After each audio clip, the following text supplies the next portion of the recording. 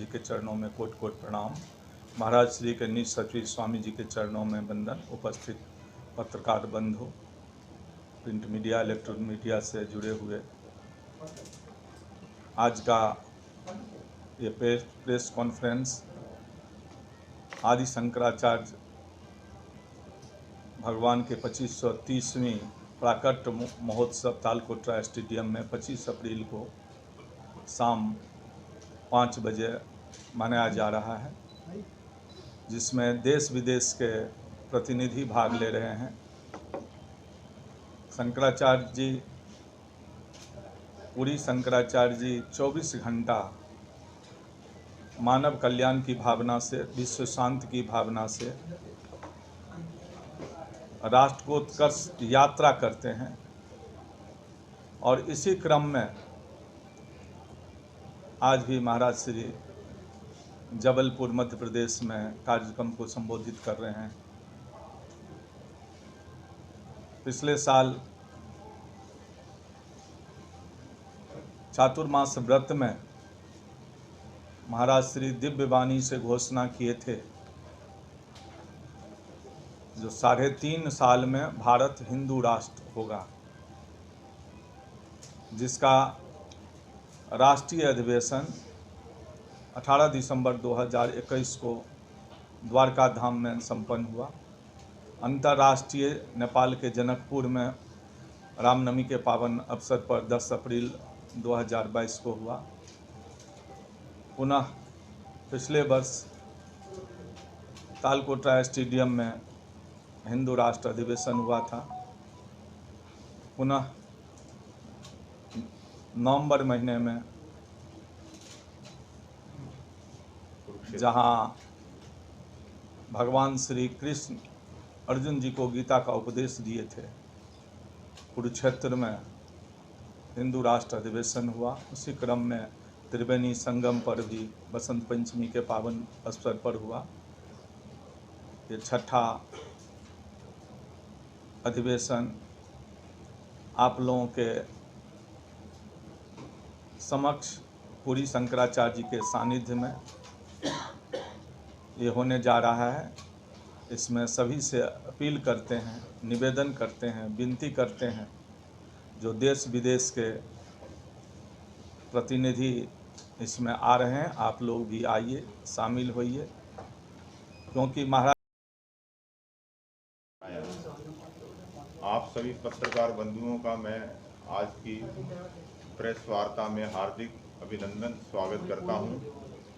और हमारे पूज्य प्रातः स्मरणीय जगतगुरु पूरी पीठाधीश्वर अनंत श्री विभूषित ऋग्वेदीय पूर्वामनाय गोवर्धन मठ पूरी पीठाधीश्वर शंकराचार्य स्वामी निश्चलानंद सरस्वती जी को हृदय से दंडवत प्रणाम निवेदित करता हुआ उनके सचिव स्वामी निर्विकल्पानंद सरस्वती महाराज जी को हृदय से प्रणाम करता हूँ।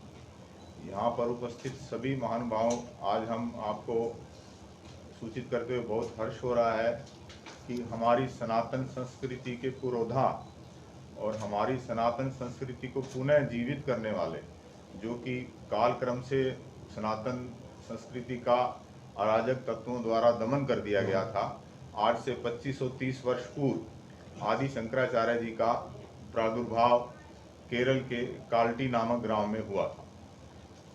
तो 5 वर्ष की अवस्था में ही उन्होंने संपूर्ण वेदों का ज्ञान प्राप्त कर लिया था और 8 वर्ष की अवस्था में उन्होंने संन्यास ग्रहण कर लिया था। और 8 वर्ष से 30 वर्ष की अवस्था में उस समय जो परिस्थिति उत्पन्न थी, हमारे सनातन वैदिक आर्य धर्म के जितने भी प्रशस्त मान बिंदु थे उनको ध्वस्त कर दिया गया था। आज जो हम जगन्नाथपुरी या द्वारका धाम या केदारनाथ या बद्रीनाथ या रामेश्वरम और अन्य जो भी तीर्थ, पशुपतिनाथ, नेपाल तक की जो भी हम आज पूजा अर्चना देख रहे हैं, वो उस समय खंडित हो चुकी थी। तो उस परिस्थिति को उनको देखते हुए उन्होंने बिना गोली, बिना गाली, बिना किसी हथियार का प्रयोग किए हुए सद्भावपूर्वक संवाद के माध्यम से, शास्त्रार्थ के माध्यम से, जो उस समय के विद्वान थे उनके हृदय का प्रवर्तन किया।